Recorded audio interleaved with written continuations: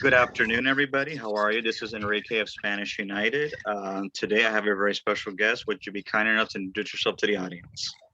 Hi, my name is Fabiola Lopez. I am the lead clinical hypnotherapist and owner of South Pasadena Hypnosis, and I'm also a life coach. Congratulations for being on the show. Thank you. Yes, as we spoke over the phone, I wanted to talk about the issue of mental health, which I think is very crucial in our community. So it's going to be Q&A. So the first question is going to be, what is the stigma in Latino culture with mental health or avocational self-improvement therapy?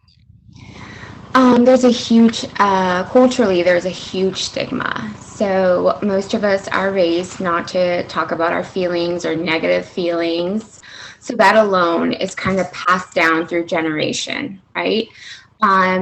We've also learned through generations how to deal with mental health in our culture, within our culture, which is not your normal way of coping with negative feelings or negative thoughts or anxieties or actual mental disorders.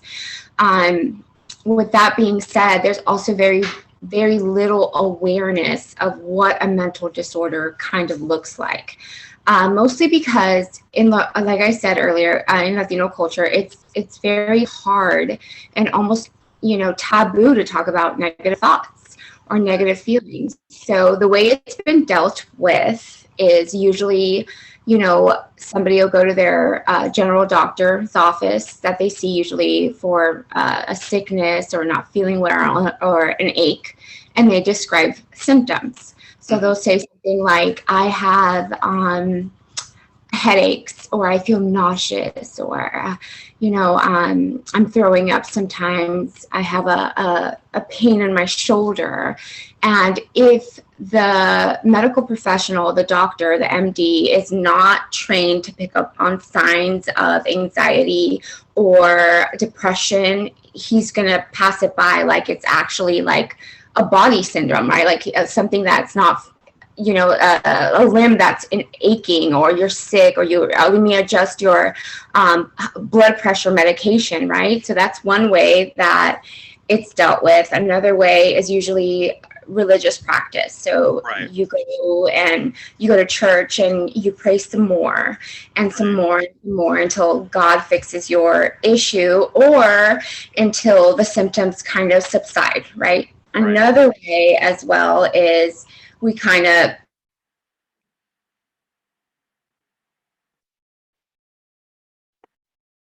Hello? Uh, hello? I'm not able to hear you. un tecito para calmarte los nervios, right?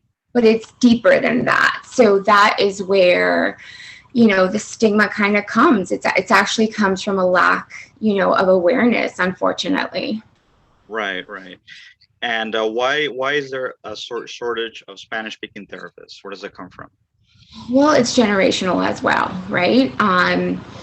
I think in the past 10 years, we've gone up 2%. We're at 5.5 Latino and Spanish speaking therapists, meaning 5.5% out of 100.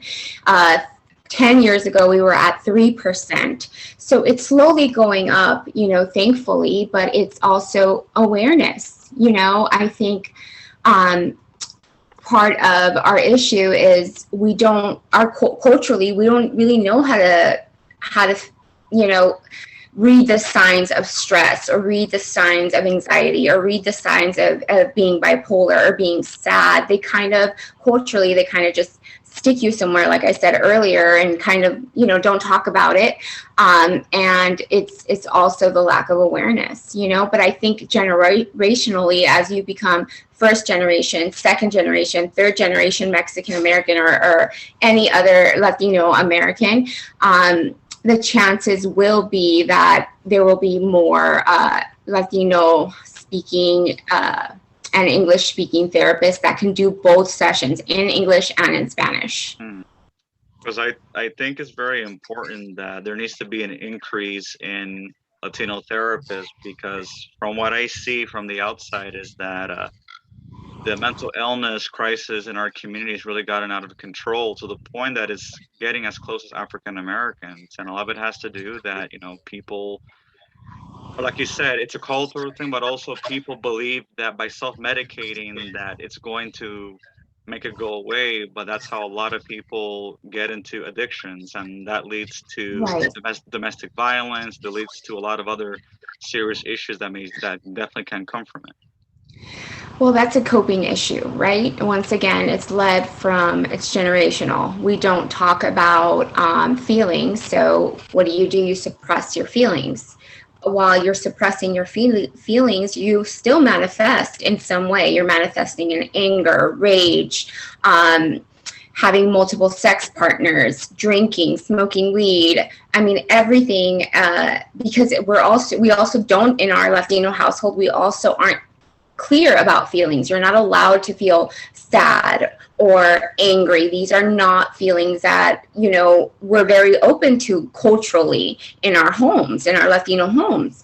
And then with that comes suppression. And yes, it's lack of awareness. Actually, there's other ways to cope, because there's going to be stress, there's going to be anxiety, life transitions, divorces, deaths, losses, right? These are normal things that happen in life, but there is no awareness that there's negative coping skills, but there's also positive coping skills. Positive coping skills are exercising, meditating, journaling, right? Going to go see a therapist. It's just, there's no awareness. But with COVID, I will tell you, with COVID, the awareness has gone up much more than I think it's ever been. Mental health right now currently is at the top of the map right now. And there has been much more awareness than there has been in previous years. Mm-hmm.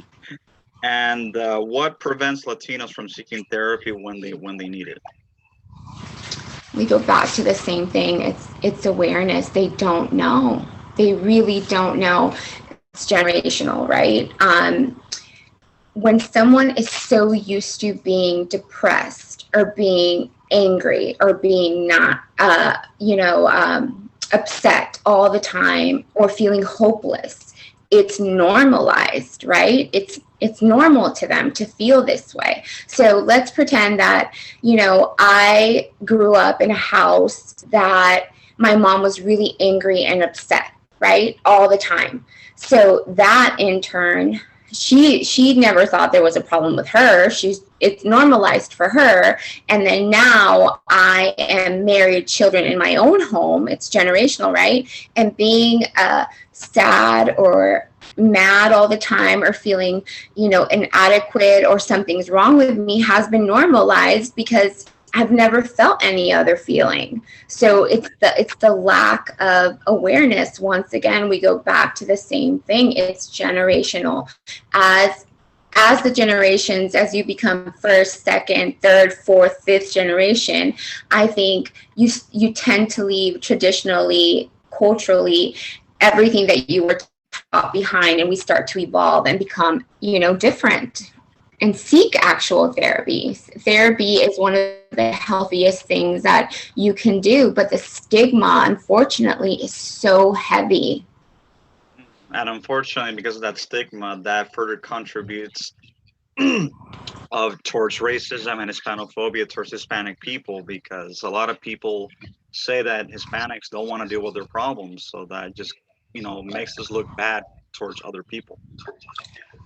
So it's not that Hispanics don't want to deal with their problems. I think that they do. They just are very private individuals. Negative feelings and talking about, a heavy situation happening in your home is not normal to go and seek out and seek help or see other perceptions, right? It's a very private matter. So, even when they do want to seek therapy, right? And they have an interpreter in the room, 9 times out of 10, culturally, they just don't feel comfortable telling their private business to anyone. And we go back to the stigma. The stigma is I don't want to be labeled as crazy. I don't want to be labeled as sick, you know?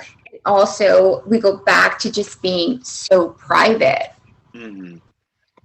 That is very, very true. And another question I also wanted to ask, how does verbal abuse and domestic violence damage Latino households, especially the children? That's it's very sad and very hard. Once again, this is generational, right? If they don't teach you any better, you won't know any better.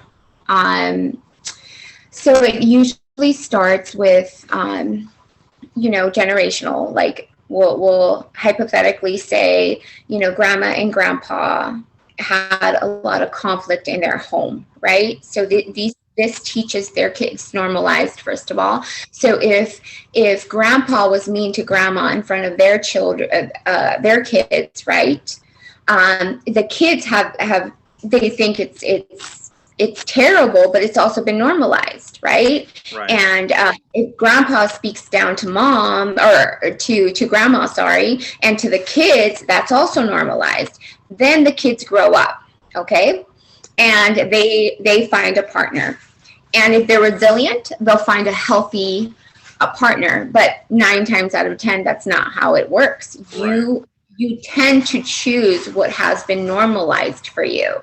So if yelling, screaming, and hitting was normalized for you, and a lot goes into that. There's also like, you're kind of like manipulated, and your self-esteem goes all the way down. So you're already coming in like that from a dysfunctional home into your own marriage, right? So you're coming in with very low self-esteem, no awareness, feeling powerless in a sense, right? Hmm. You've kind of picked a partner kind of like your dad or your grandpa, right? You've picked a strong man who continues to put you down, or vice versa. It can go both ways. But you tend to pick a partner that's much stronger than you, that kind of and I know this is going to sound kind of odd, but it kind of feels comfortable because this is how you grew up in that environment, right? So there's already dysfunction. Then you get married, you pick this partner of yours, and then you have kids, and the cycle just repeats itself over and over and over. About 78% of Latino kids are in homes that are, they're abusive homes, whether it's divorce and that the fighting, whether it's neglect, whether it's actual like physical abuse or mental abuse. It's very high, and it's, once again, it's generational. There isn't awareness. And if being mistreated and being belittled and being ridiculed and not really having a lot of freedom, if that has been normalized to you, that's what you tend to do. The cycle just keeps on repeating, repeating, and repeating until somebody decides to break the cycle. Do you think that's probably one of the reasons why a lot of people believe it's okay and permissible to abuse Hispanics, because culturally that's been something that's been normalized. So I see like employers and other people, they feel it's okay to abuse Hispanics because they're not going to fight as they're going to take it. Do you think that's part of it? Well, I think culturally, we tend to be a little submissive, right? And this is just in general. If you don't set boundaries on, you teach people how you want to be treated, period. And the problem is with us is our education level is evolving through the years, and education is more important as generations keep when you go from one generation to the second to the third, education kind of becomes front and center. When we're talking about the Latinos that don't have much education, that went up to the third grade, that maybe finished middle school, it gets a little harder because working then becomes necessity, right? It becomes, I either going to work this job and accept this abuse, or I'm not going to be able to feed my kids. But as far as employers being abusive, I think the matter is boundaries. Some people know how to set them, and some people don't. And we go back to awareness. If you don't know your value, if you don't know what you bring to the table, if you don't know how or have an idea of how you should be treated, right? It's like being in an abusive relationship once again. It's been normalized. And how can mental health or avocational self-improvement therapy be affordable with little to no cost to the patient? Um, okay, so there is a lot of therapists that have a sliding scale. Okay, I have a sliding scale, which means, if you're coming in for anxiety, for self improvement, for intrusive thoughts, for trying to, as a life coach, trying to get your life together, trying to start your business, trying to have more confidence, filtering out negative thoughts and stuff like that, I have a sliding scale.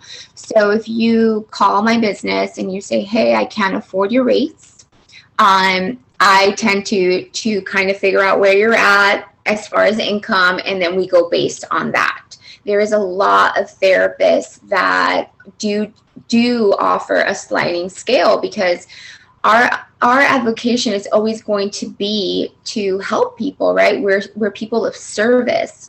We want our main goal is to make you become the best version of yourself, whatever that is, whatever goal that is that you have in mind for where your life needs to head. That is our goal. So we are in a position where if you do need the help, and we know that you do, then we offer a sliding scale. A lot of them, you just have to call and ask.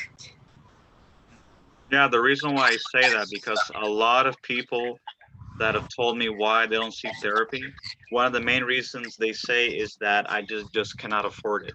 Because you have those that believe that therapy is necessary and the ones that don't, but the ones that do, a lot of them tell me that the factor is that they cannot, they simply just cannot afford it. Right. Also, I think if you go to, like, I think it's mentalhealth.gov, I'm not too sure, but I'll text you so maybe you can link some of this. If you go there, there is students that are going to become therapists, and they're students though, so they haven't finished school, but for a fraction of the price, I think it's maybe like $35-40 an hour, and don't quote me on this, but I know that they do give you a larger discount than a sliding scale would. But you are dealing with therapists that are still students. Oh, really? I did not know that. So Yeah. it's kind of like dental school, but for therapists that are going to be therapists. Of course, yes, exactly.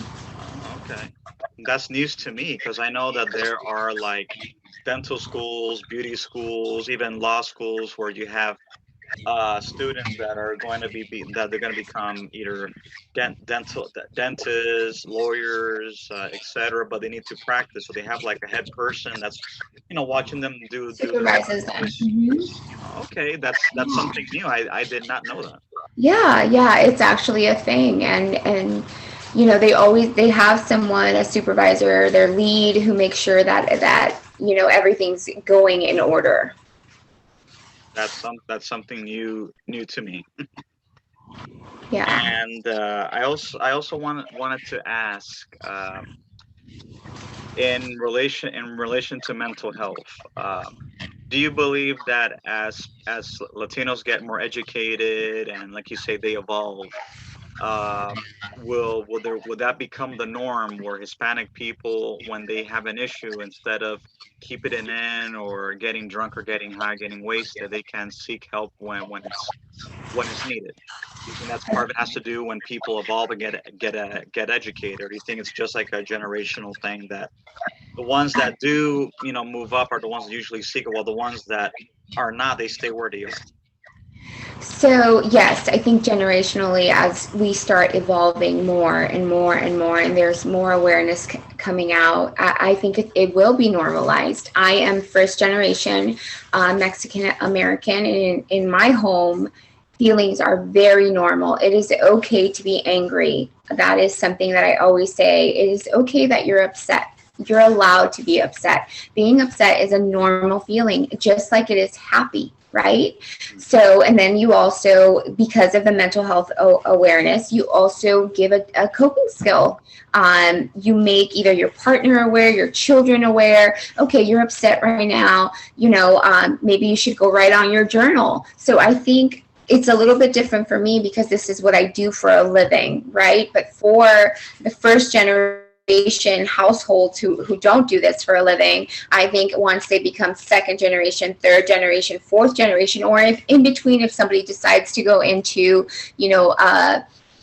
a motivational therapy or psychotherapy or any form of therapy in general, I think that the awareness will be higher. But yes, I do think as we evolve into second, third, fourth, fifth generation, it will be normalized.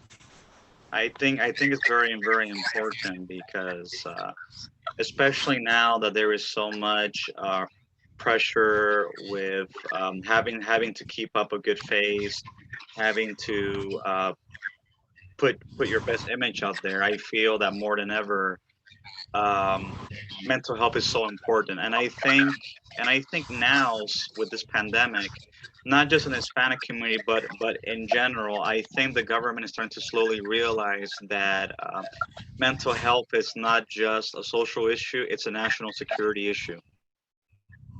Yeah.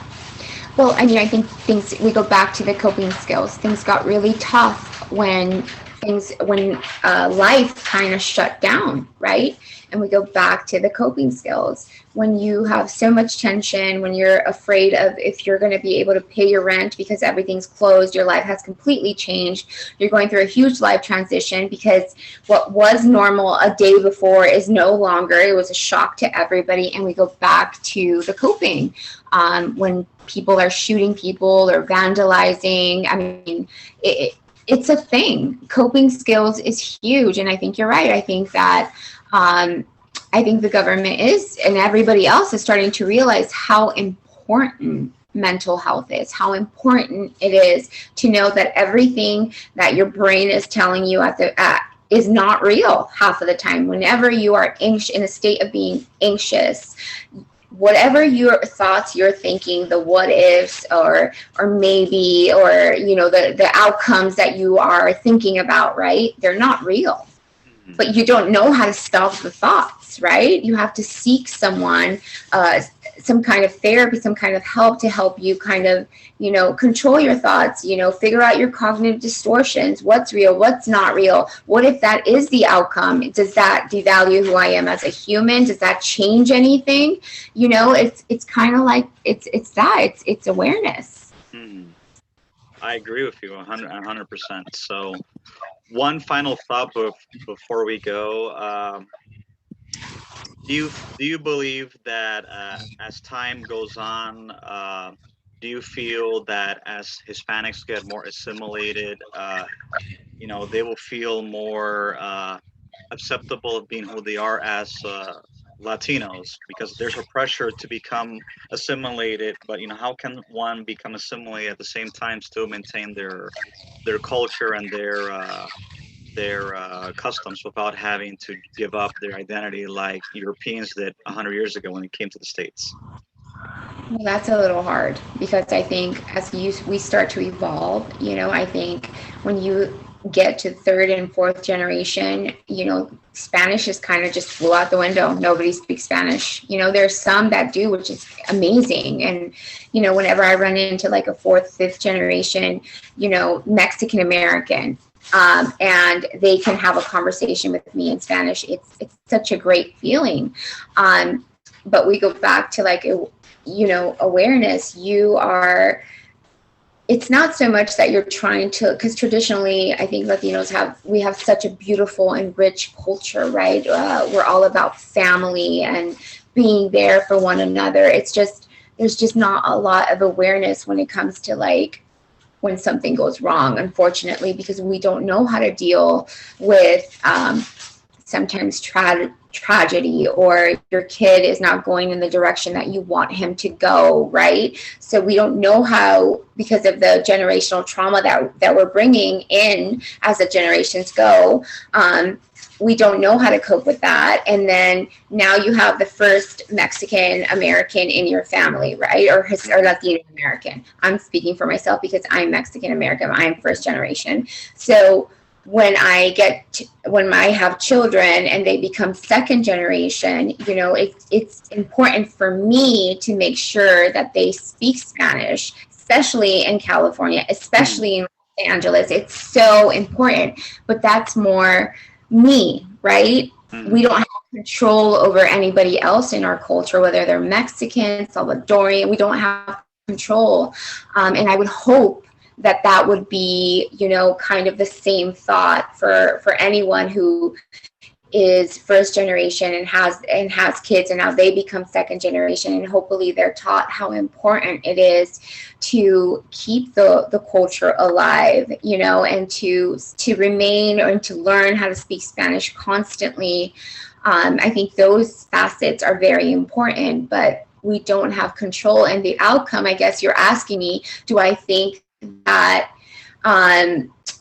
we are, as we evolve, culturally, will we leave some of that behind? 100%, for sure, which is sad, but yes.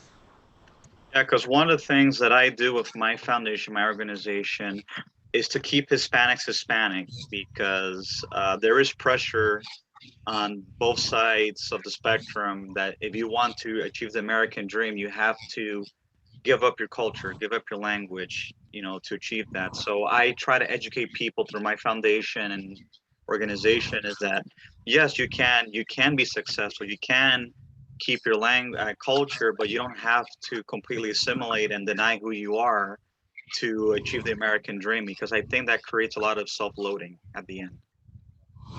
Well, I agree with you in some ways. The problem is that there isn't a lot of first generation Hispanics who are educated, right? And I think that when we hit like the second and third generation, like I said, education becomes front and center, right? It's front and center. I was raised, and I'm first generation, so I'm speaking for myself again. I was raised that we have to work really hard. Okay, it doesn't matter what work you do, you have to be good at it. No matter what you do, you have to get a job. So there was never talks in my house growing up. There was never conversations about you have to go to college, right? You have to get an education. There weren't talks or conversations at all. It was like, okay, you're going to finish high school, right? Because you have to, because we brought you to this country, you were born here, you're the firstborn, so you have to finish high school. But there wasn't much more expected of me. What was expected of me is to get a job and to help my family, right? As I finished high school and went to college, a lot of my friends didn't speak Spanish. I am in an environment where 90% of my colleagues all speak English and not a word of Spanish. And unfortunately, if I worked, at, I don't know, if I worked at McDonald's, or if I worked at, Costco, these are all like wonderful jobs because they're also jobs of service. Okay. I would be around more people that would speak Spanish, but unfortunately I'm not. I'm kind of clustered where who I speak to in Spanish are the ladies who come and clean the offices, and I'm like, oh, hola, ¿cómo está? Buenos días. And I get a little bread for them or coffee in the morning when I'm going in, and I'm like, oh, le traje su cafecito, aquí está. But it makes it very hard when you have picked a career and you're not really around a lot of people that speak Spanish. Mm-hmm. That's very, very, very true. And that kind of creates like a dilemma that, if one is educated and you want to speak the language, but none of your colleagues or your workers or friends speak English, it kind of makes you feel isolated at times. It's just very different. So I I think the older that I get, the more comfortable that I am being Latina, right? I am so comfortable in my skin.